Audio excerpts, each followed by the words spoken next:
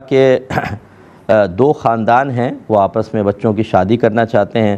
ان کی خواہش ہے کہ مکے میں نکاح ہو۔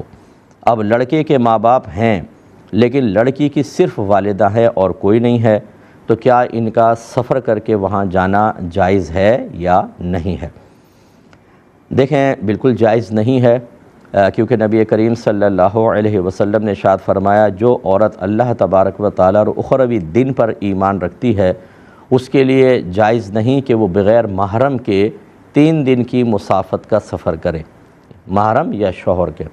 اور 3 دن کی مسافت آپ کو بتائی تھی کہ 92 کلومیٹرز دور جو سفر ہوتا ہے 92 کلومیٹرز کا، وہ 3 دن کی مسافت کہلاتا ہے۔ اس کا مطلب ہے یہ دونوں چونکہ صرف ماں بیٹی ہیں، ان کے ساتھ تو کوئی محرم نہیں ہے۔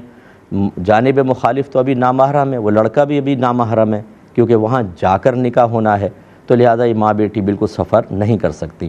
اور مکے میں نکاح کی خواہش یا وہاں کا نکاح، یہ کوئی ایسا شرعی عذر نہیں ہے کہ جس کی بنا پر اس غلط کام کی اجازت دے دی جائے۔